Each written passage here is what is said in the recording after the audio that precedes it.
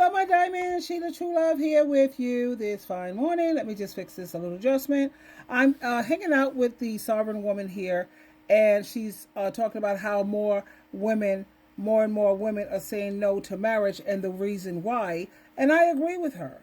I personally feel that in order to stop supporting male patriarchy, you have to stop it with this marriage, having babies, and all of this. Well, let me share this with you. Is talking about why women don't want to be married or why they don't want to be married again. And y'all know that's right up my alley. I consider myself to be anti-marriage, mostly because I feel like marriage is slavery for most women who do it, for all the women who have done it in the past, the vast majority of them at least.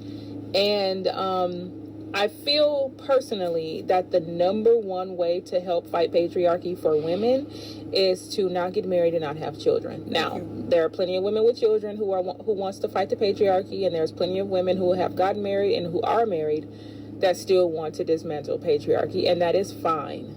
Better late than never, right?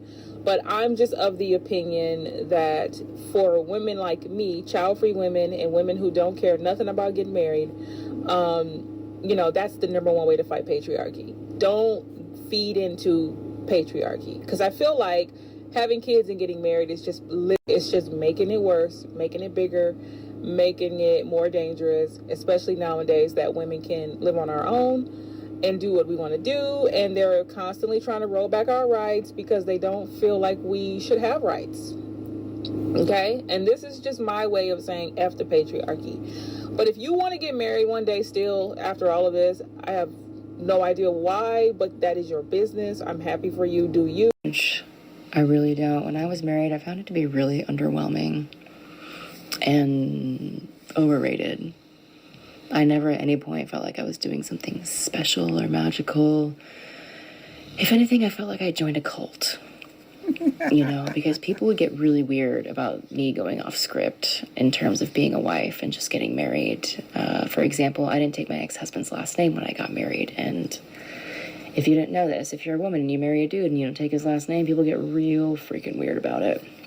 They get really worked up about it. People would ask me, I understand where she's coming from, because I didn't take my second husband's last name. Either my first husband, yes, but my second husband, no. I never understood, why do we have to take his last name? Why do the baby have to have his last name? We do all the work. The 9 months of pregnancy, it's up to me whether the kid gets to breathe or not. I could choose to either carry full term or I could just cut it off. But we have to sit up here and worry about this man's legacy. Why should I worry about your legacy? What about mine? We're doing all the work anyway. Time they would be like, what would you do if you had kids? And my answer would not bring them comfort, because what I would essentially tell them is I'd be like, if we do have children, they're taking my last name because I birthed them. I'm not gonna labor and bring a child into the world just to give it some fucking dude's last name. That is my child. It is not part of my self-concept to credit somebody else for my work. Sorry. And that one would really rouse some people up. Well, I gave my children their dad's last name because I was still very naive, raised as a Jehovah's Witness, stupid as all get out. Yeah, they have their dad's last name, but if I could do it all over, well, first of all, I wouldn't have children. I didn't want children in the beginning, but my mom wanted children. I love my children. Don't get it twisted. They're here. Awesome. At the same time, no. And if I were to do things over again, and if I had to have kids, they would take my last name. That's right. SheilaTruelove. That would be their last name.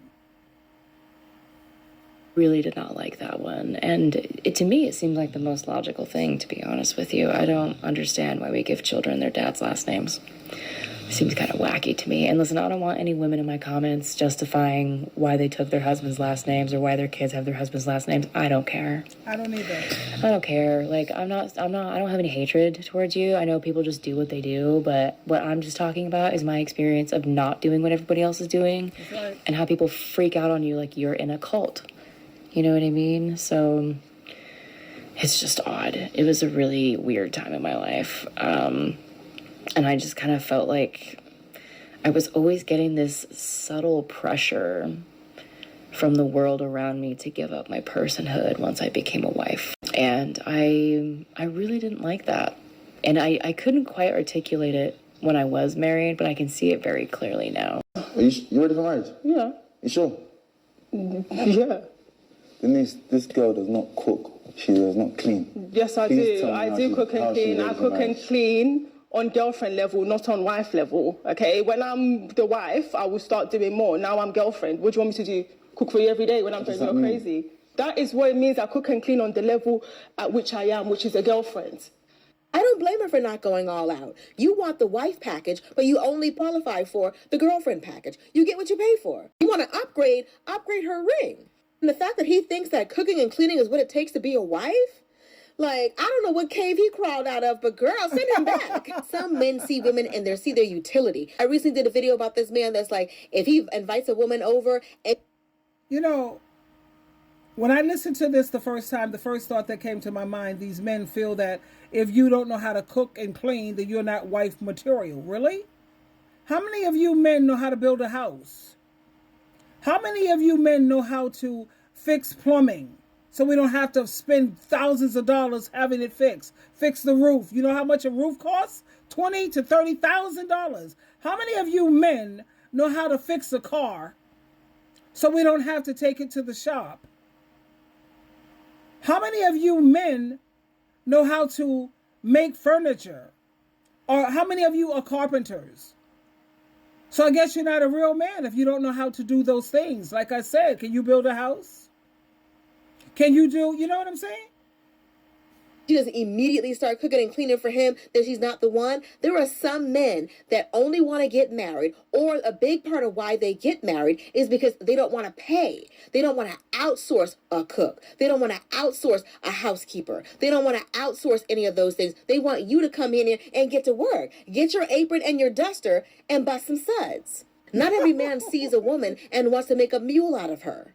Not every man wants to put her right to work. Not every man wants his wife to be tired and exhausted from cooking and cleaning and taking care of everything.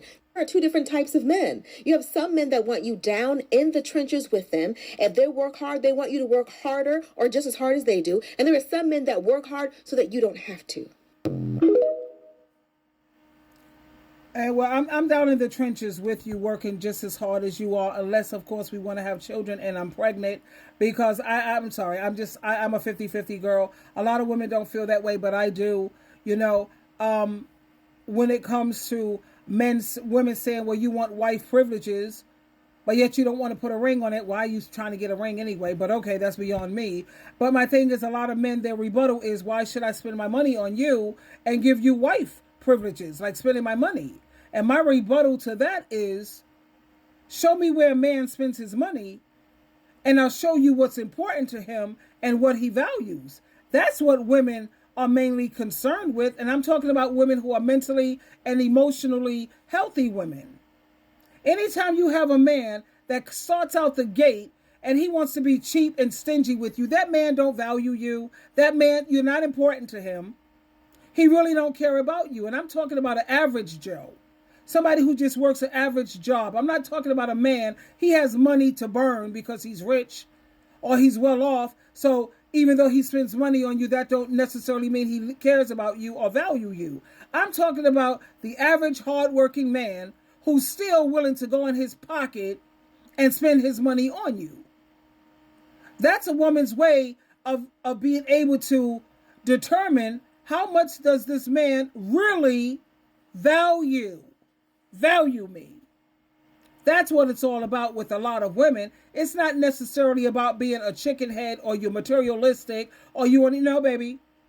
Don't tell me how much you love me and how much you value me and how important I am to you. Don't tell me, show me.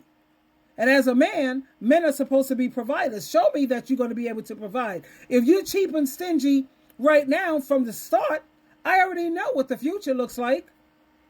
I'm just saying. Twinkle, twinkle, twinkle.